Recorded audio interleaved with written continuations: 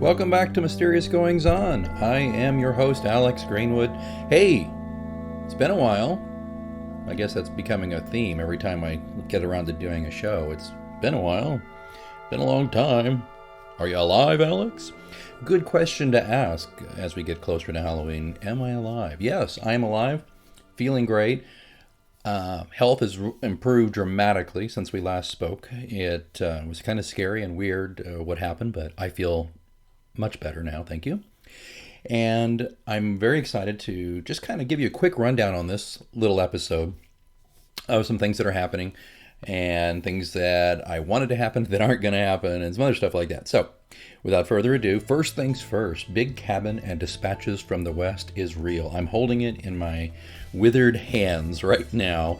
It's out in paperback and an ebook. I'm holding the paperback right now, and it looks, if I say so myself, fantastic. 261 pages, novel and short story and essay and poetry and correspondence from my grandfather, the late Robert E. Trevathan. If you don't know the backstory, really quickly, the backstory is this. 25 years ago, I was editing a small town newspaper, and we had been serializing one of my grandfather's novels, Oklahoma Outrider, which had been published, I'm going to be wrong on this. I think it's Borrege and Sons published him. And he had been writing westerns, novels and short stories and stuff like that since the 50s, and being published by Criterion and some of the Avalon, some of the bigger publishers of genre fiction. Had a very nice career. He was winding down a little bit on his career. He was an historian by trade, and he just loved to write stories, in particular about establishment of the Oklahoma territories, southeastern Kansas, northeastern Oklahoma, northwestern Arkansas, all the way down into parts of Texas. He loved this little slice of America, and he wrote about it a lot. And Big Cabin is no exception. Big Cabin is a manuscript he finished in I think around 91, and he was trying to get Avalon, his former publisher, interested in it, and obviously they didn't bite on that one. Westerns were kind of ebbing at that time, and he didn't have I don't think he even had an agent by that time, so he was kind of just working with him directly, is from what I understand. And he left me this manuscript because at my newspaper we were going to serialize it like we had done Oklahoma Outrider. We were going to serialize Big Cabin. Well, fate intervenes there. I think we might have been able to get one chapter published in the paper before we were bought out and closed by a concern. Basically, the newspaper was a weekly newspaper. It did really well, but the company that bought us only did what they were called shoppers back then. And that's like the things you'd get your hands would get all ink stained. It's like your penny post or something like that. So they bought us out and closed us down. So either we were getting ready to start publishing Big Cabin, or we started. I don't remember which, and I tried to find the last issue of the paper somewhere. It's probably in the library in El Reno, I would think. But the point being, a few months ago, I was going through stuff to move. We moved house a few months ago, and I found a box or two of my grandpa's papers that he left for me to take care of. And in there, I recalled, oh my gosh, this is I keep saying Oklahoma Outrider. This is Big Cabin. And I found it, and it was there in all its glory, this basically finished novel, except for one thing. Chapter 1. Chapter 1 was missing. And I was like, oh boy, okay. So it got lost in the shuffle with the newspaper, I can almost guarantee it. I imagine it was at one of our copy editors or copywriters' desk, and it just got thrown away when things got closed down. Things happen fast when you get closed. And so I had a kind of a quandary, and I thought, well, I can, in a way it's good. It was the first chapter. In a way it's bad. And it's bad because first chapter is the exposition. It begins the book, and there's all this stuff. So, but it's good in the sense that it's not in the middle or the ending. To me, it'd be harder to kind of create a middle or an ending piece. It'd be a lot of work. But so what I did was I read the manuscript as it was a couple of times, and made some changes here and there throughout it, and reconstructed to my best understanding of how the first chapter should be. Now, I don't remember what he wrote. I have no idea, and I don't know if it started the way I wrote it in his mind at all. But to me, we wanted to get in and start with some action that kind of is like if you're watching a movie, you're drawn into a movie when something pow, especially a Western, happens right off the bat. It's not just everybody's kind of drinking coffee and eating beans by the fire. It's something is happening. And that's what I went ahead and did. And I wrote that. And then I got that and I polished up some bits and pieces of the manuscript that I thought needed some work, some dialogue. Not too much because I didn't want to take away his voice. And I know he worked with several editors at different publishers who would have done the same. But I just thought for the purposes of this situation, I would more or less leave it the way he wrote it. But again, just polished up some stuff. His dialogue in places was very expository. And I talked about that with my longtime editor, Robert Hayes, Jr., who agreed to work with me on this and did his usual wonderful job and very loving and caring for the project as almost as much as me. And by the way, if you want to learn about Robert, check out an episode of the podcast. I believe it was the one previous to this one, where he talks about his own drama in his real life. It's a fascinating interview, if I say so myself, so I think you ought to listen to that if you haven't heard it yet. Okay, so Robert and I are looking at it, and he and I go back and forth, and he had some great suggestions, and he polished up some stuff, and we got it to the shape that it's in. I got a hold of my buddy Jason McIntyre, who is a brilliant author, but also equally brilliant cover artist, and he did a bang-up job. I'm so touched by this cover he did. He just nailed it. I mean, it doesn't describe every event that happens in the book, but it captures what this is to me, because what he has here is you have two horses. One of them is a cowboy on one horse leading a riderless horse behind it. And in a way, that's how I feel about this book. Is my grandpa, who I lost in 2002. We're kind of leading this we're leading this horse into the ranch one last time without him. And it's emotional. It really is. So the cover really speaks well, I think, to what we were trying to do. So what it is, and I thought when I got into this with Big Cabin, I decided that we wouldn't just do Big Cabin, because I found one of his pulp fiction magazine stories from 1957. I bought it online. The magazine is called Ranch Romance. It's completely out of date, out of business. The rights are reverted to the family for the story, and I thought, well, I'm going to do this. So it's Cherokee Strip or Bust, which is about one of the Oklahoma land runs. And I'm going to tell you something. It's so interesting if you read Big Cabin, written basically the last novel he wrote before he passed away, and then you read Cherokee Strip or Bust, which was a lengthy short story he wrote and got published in 1957. I want to tell you, it's so interesting to see how the writing style changed a little bit. He was really good right out of the box in the 50s. But then you see, in this last book, you see a maturity that comes to the writing, and he's patient with the material. It's really interesting to read. So I included that, and then I had all these files from the El Reno Light where we had published not only his, one of his books as a serial, but we had also published some essays he had done and some poems, and they're called Clara Hughes and some stuff like that. And I found these, and I went ahead and put them in here. And so you got about 262 pages of stuff, including a very nice editor's note from Robert, and a foreword that I wrote, and an afterword that I wrote. And it just says it all. I'll leave it to you to read it. It's Caroline Street Press is the publisher. You can get it exclusively at Amazon right now, or me. If you want an autographed paperback, just get a hold of me at pilotescross.com and click on the merchandise tab, and then just put in your order. All you have to do is put in how many you want, your information, and then if you want me to autograph it, I'll autograph it. If you have a special message you want me to write as a gift to someone, you need to let me know there at pilotescross.com. That's PILATESCROSS.com. And if you just want one for your Kindle, you can go to Amazon.com and just look for Big Cabin and Dispatches from the West. Robert E. Trevathan, Trevathan, with little old me, J. Alexander Greenwood. So, it's a handsome volume. It looks great. And Jason also didn't just do the cover, but he also did the interior design. And he did a magnificent job. And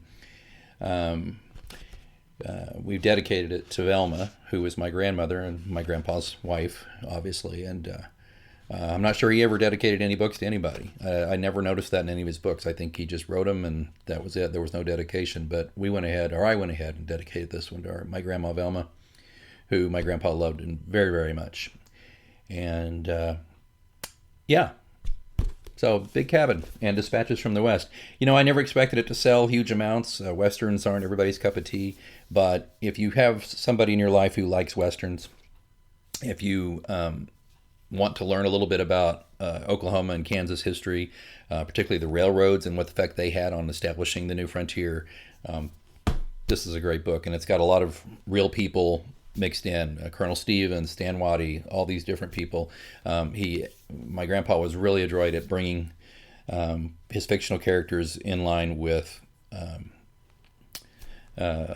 real people and being historically very correct, being an historian. So, Big Cabin. That's it. Big Cabin and Dispatches from the West. It's so great to put this out. And I got to tell you something. When I was looking up a lot of the pulp magazines, I found more than a dozen short stories published in Texas Ranger magazine and Ranch Romances and probably a couple of others.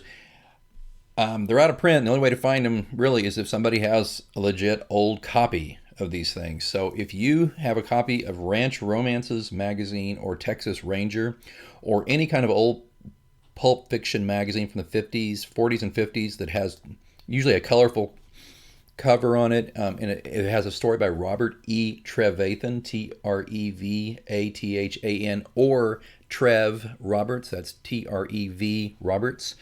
Man, I'd sure like to, if I can't buy it from you, at the very least, I would sure pay for your trouble if you could scan it and send it to me, the story.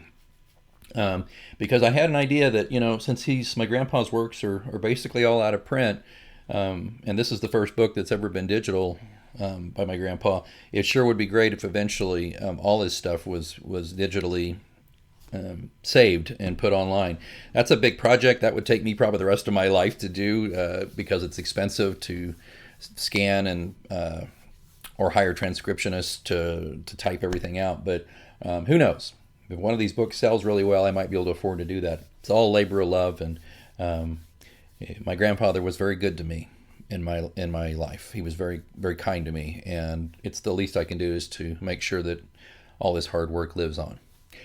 Okay, that said, it obviously took me a little time to do all that. It took me longer as usual than I thought it would. So you may recall, if you're a frequent listener of the podcast, that I want to create a John Pilate omnibus edition. I want to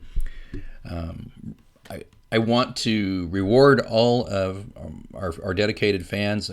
We are a small but mighty group who love John Pilate and his world, and I wanted to create not only a new short story to kind of let you know where John is, but I also wanted to take all of the previous 6 books and put them together in a 2-volume printed set, calling it an omnibus edition, and put it out this Christmas. So essentially what it would be was we would take all the books, we would format them down into 2 volumes at least. It could be 1, but I think we'd rather, instead of having 1 big fat volume, we'd have a 2-volume set of paperbacks and offer them with a new cover.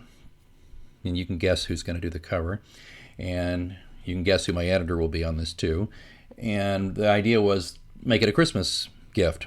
Well, I put so much time and effort and frankly invested so much money in getting Big Cabin done. There's just really no way I can do that with my work schedule and to work around the schedules of my team. There's just no way we're going to be able to do that for Christmas 2018. However, here's the thing. It's probably better to wait till next year anyway, and here's why. 1, it'll give me something to work on all next year and get it maybe ready to sell by Halloween of next year. And before you groan, just think of it this way, though. I like symmetry and things. Well, the first John Pilate novel, Pilate's Cross, was brought to market in December of 2009. Think about that. It was a paperback, it came out in 2009, and shortly after that it became an ebook, and it didn't initially live on Amazon. It lived at Lulu, and which is a kind of a independent press for people who want to do independent books, which if you're a fan, you know my whole saga with why I'm an independent author. And And then it had some issues, and we did a second edition later the next year in 2010. My point being, Cross Township and John Pilate were born in 2009. So next year, 2019, will be the 10-year anniversary of the series. And 10 years is a great time, I think, to stop and go, here's the whole series. It's all formatted in a couple of books, and here's a brand new short story to let you know where John Pilate is after the events of Pilate's Rose. What do you think? Can you wait just a little bit longer? I mean, I'll get to work on it probably in January, and I'll get Robert and Jason on it too. And if we can get it sooner, we will. My main aim, though, is because Pilate's Cross came out in December of 2009, is to go ahead and get it ready and on sale by Halloween of next year. And that way you get plenty of time for me to autograph copies for you or for your gifts for people. And if you're a John Pilate completist, this will be everything to date. And I mean, it will be everything. And there might be some other surprises we'll slip in there as well. We'll just have to see about that. Okay, so the Omnibus Edition, which I have a title for, but I'm not going to give it away just yet. But I will tell you this, it likely will not be a Pilate's something. It won't be Pilate's Omnibus. You know how everything's Pilate's this, Pilate's that, and all that. I think Pilate has an issue with things being his. Anyway, that's another discussion for some other time. But it will not be Pilate's something or other. I think it will be blank, the title I've got in mind, and then the subtitle below that will be, a John Pilate Mysteries Omnibus. Yeah, so we'll see. I'm always happy to hear your feedback on this stuff. If you disagree or you have an idea or a question, just go to the John Pilate Mysteries Facebook page. Really simple. Just if you're not already on there, just go to John Pilate Mysteries Facebook and let me know what you think. Okay, so there's that. Well, this brings me to, let's see, I'm feeling better. The Big Cabin's been done. The Omnibus Edition update. Oh, be sure to keep an eye on the John Pilate Mystery page, because often we will be doing some free giveaways for Halloween. We have got some giveaways throughout the month of some of my horror short stories. Got a very nice review on Twitter from an author, from a writer I really respect, Terry Matz, who had not read Obsidian, which is my award-winning short story. It's a suspense and kind of a horror story.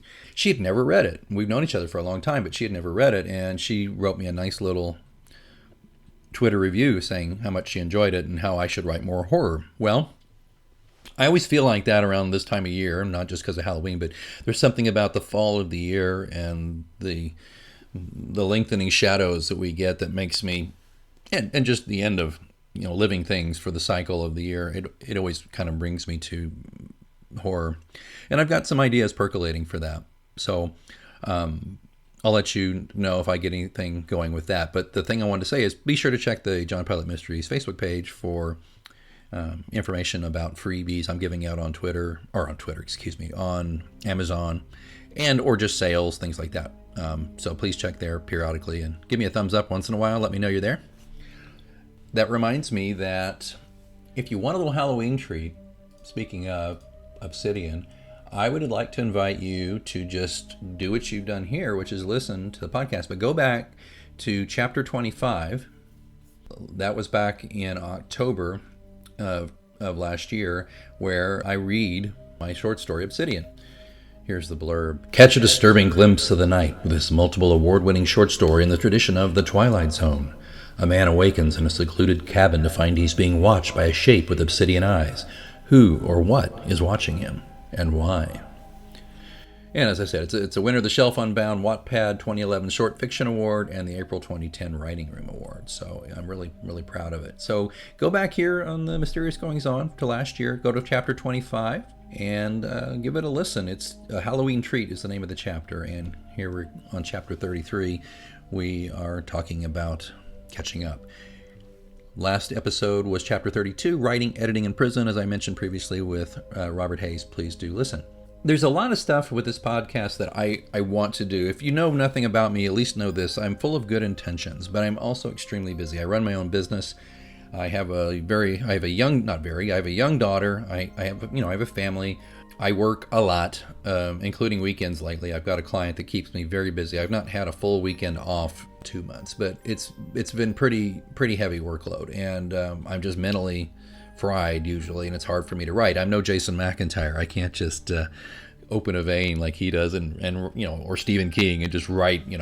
I don't know how they do it. They just constantly writing, and I don't have that many good ideas, but I'd like to think when I do, they're decent. But so I've got some projects going on. One of the things I keep telling myself is, the podcast is a great way to communicate directly with people, and you can listen while you're doing other things. You don't have to stop everything and read what I'm saying. You can on the pilotscross.com blog called Clues. There's a little plug for that. Or on Facebook. But on here, you can just plug this in while you're exercising. And if you are, by the way, step it up a notch. Come on. Sweat. No pain, no gain. All right. Or whatever else you're doing. We're driving. I'm driving a lot more since we moved, so I'm listening to a lot more podcasts. And by the way, I have some recommendations for you in a minute.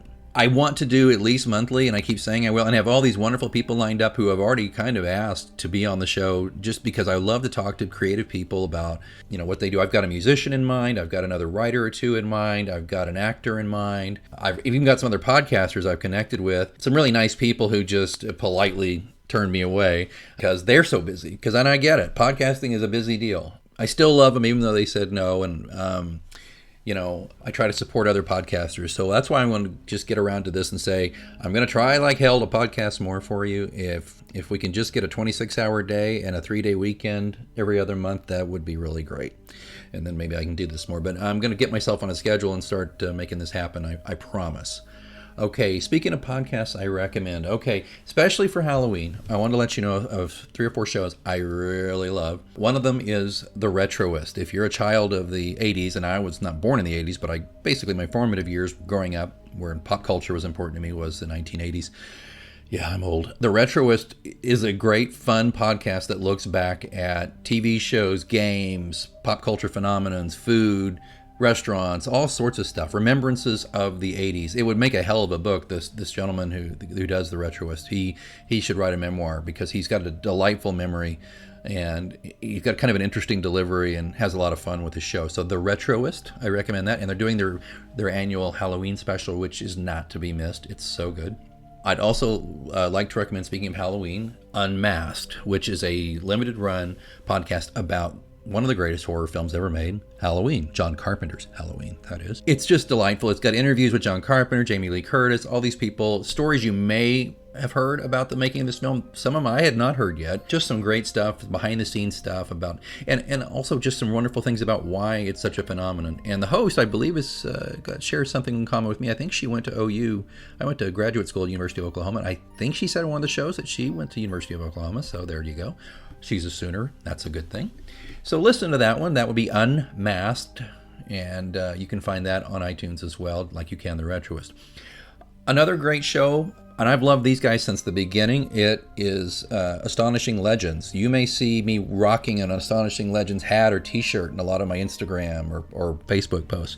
I love these guys. Forrest and Scott, they are doing the show that I wish I could do. In fact, they're doing a show that's very similar to, in a way, to one I did years ago called Simon's Groove that I did with my buddy Mike, and where we just talk about stuff that interested us. Well, what interests Forrest and Scott is spooky shit. It's the paranormal, it's weird history, it's strange science. These guys, and they've got a great rapport. Forrest has a wonderful voice. Scott is such a cool dude and a very caring individual. I've spoken to him offline many times. I won't even begin to tell you some of the sweet, nice things he's done for me, a guy he's never even met. I just love the show. It's called Astonishing Legends. I will tell you this, they go long. They go anywhere from an hour and a half to 2 hours or more on a subject, and they're not done at that point, but their episodes are lengthy, and they'll often do 2 or 3 episodes about stuff. Now, I'll be honest, sometimes they go off on tangents about stuff, and I'm just like, to me, it's a half hour. And then I'm like, really? We're going to go deeper on this? Okay. But they always make it entertaining and fun. They're doing, throughout October, their spooky, scary stuff, too. Although it's pretty spooky throughout the year. There's a couple episodes. Tell you what, if you're interested, hit me up on Facebook and ask me my favorite Astonishing Legends episodes, and I will give you a few that you need to listen to immediately. Make sure you check out Astonishing Legends. Scott and Forrest, and tell them, if you ever comment or give them a review, tell them Alex Greenwood sent you, would you? That's kind of how I started out with them. I started sharing about their show a couple of years ago on Twitter and other social media platforms, just to kind of let everybody know. And what's great about this is Scott and Forrest both acknowledge that and appreciate that. It gets kind of old when you help other people achieve their dreams and they can't even say thanks once in a while, but Scott and Forrest are not those people. They are really great. Check out Astonishing Legends. So we are talking about The Retroist, we're talking about Unmasked, and we're talking about Astonishing Legends, and it wouldn't be complete at Halloween if you did not go check out the Halloween Haunter. I've been listening to this guy forever, and he and I have kind of had some offline discussions too, and I was trying to get him to read Obsidian on his podcast, but it's just too lengthy and not quite right. But this is a very kid-friendly history of Halloween. The Halloween Haunter is a great character. He only comes around in October every year.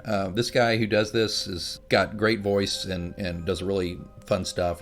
It'd be a good one to listen to with the kids, even if not the kids, if you're just into, like me, you're a Halloween nut. Okay, and one bonus podcast that, if you're into home haunting, which I used to be a lot more, but as I get older and busier, I just don't have the time to do it as much as I used to. But if you're into home haunting or just are interested in how the haunt industry works, and you want to learn how to make cool props for Halloween, and you want movie reviews, you got to listen to Hauntcast. Now, I'll tell you, Hauntcast is really for the diehard Halloween haunter type, like I said, or people who love going to commercial haunted houses, that kind of thing. It's very inside baseball in a lot of ways. And I won't lie, the host, Chris Baker, he's probably not one for the kids to listen to this one. There's some language often, and there's some innuendo, and there's some outright just filthy jokes that go on. Not criticizing, just letting you know. I've actually been a sponsor of Hauntcast. I used to subscribe. Before there was a Patreon, I used to actually give, I was part of their subscription season they did that didn't really work out very well. And my company has advertised on their podcast here and there before too, for social media strategy for haunters. It was all right. Point is, it's a good one if you just want to get in that Halloween mood and listen to people who love Halloween. This is a good one for you to check out. So those are some great Halloween podcasts or fall themed podcasts, or just some general podcasts that you can listen to year round. I think you'll like. If you like them and you get in touch with them online, please tell them Alex Greenwood sent you. I'd love for them to know. Tell them you listen to Mysterious Goings On, and that they should really do me a solid and be guests on my show. How about that? Speaking of this show, if you want this show, you enjoy this show, and you use this show, and you want it to keep going, I can make it more of a priority if I just have a little more encouragement. I need some reviews on iTunes, on Apple Podcasts. Just go in and leave a few stars, a few kind words. You can say whatever you want. I love hearing Alex talk about writing. I love his guests, or I enjoy this, that. Go leave us 4 or 5 stars. That would really help on iTunes or Apple Podcasts. It's very simple to do. Again, if you don't know how to do it and you want to do it, get a hold of me through the Facebook page. I will walk you through it. I promise. Okay, the usual stuff as we wrap up here. You can find all of the books on Amazon.com. You can find them. I'm going to be telling you right now, we're going to be phasing out a lot of the other outlets. We are just not getting anybody buying them virtually anywhere else but Amazon. So we're going to do some exclusivity deals with Amazon probably. I'll tell you more about that as it progresses, but just watch out. You're going to be, if you want some of the older books and stuff like that, they're going to be probably next year as part of the process of moving over to the Omnibus Edition. We're going to be moving a lot of the books that are available elsewhere over to Amazon. I hate to put our eggs in one basket, but Amazon is the 800-pound gorilla. And seriously, if you saw my sales, you'd see that about 90% of them or more worldwide are through Amazon. People just don't buy them through Barnes & Noble or Kobo or or even Apple like they used to. I mean, they did a few years ago, but lately it's just all Amazon all the time. All right. I am so happy to be in touch with you. Thanks for reading my books. I hope you'll get my grandpa's last book, Big Cabin. It's a labor of love. It means a lot to me. And every book I sell, I mean, we're not selling a ton, but every book I sell, I just think my grandpa, wherever he is somewhere in the universe, is smiling. And even if he's not, even if he has no clue, even if he's on a different plane of existence and has no idea it exists and doesn't care, it makes me smile. So thank you. All right, pilotescross.com is the blog and the merchandise. Just hit that tab to buy merch. And it's not just books. There's some autographed books, but there's some other stuff on there, some fun stuff. You can go there. Also, don't forget John Pilate Mysteries on the Facebook. And I'm on the Twitter at @A_Greenwood. That's me on the Twitter. Follow me there. Connect with me there if you're on the big Twitter machine. This has been Chapter 33 of mysterious goings on. And I hope your Halloween is spooky fun. And you don't let all the bad crap going on in Washington, D.C. ruin your holiday season. But hey, we'll talk to you before the holidays even get rolling in a big way, I promise. Until next time, keep reading.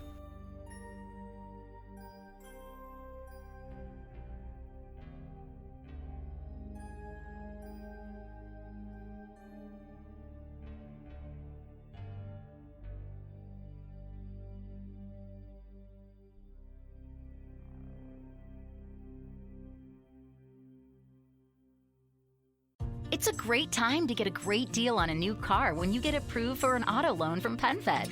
Our Powered by True car rates are as low as 1.39% APR on new vehicles. Finance for a longer term to lower your monthly bill. Plus, take up to 60 days to schedule your first payment. Join PenFed and together we'll keep you moving forward. Anyone can apply. Visit penfed.org/auto or call 1-800-247-5626. To receive any advertised product, you must become a member of PenFed, insured by NCUA. A little flexibility can go a long way. By refinancing your new or used auto loan with PenFed, you can lower your monthly payments for more flexibility in your budget. You can even schedule your first payment for up to 60 days from the date of your refinance. Calculate how much you could save at penfed.org/auto-refi or call 1-800-247-5626 to apply. Membership is open to everyone. To receive any advertised product, you must become a member of PenFed, insured by NCUA.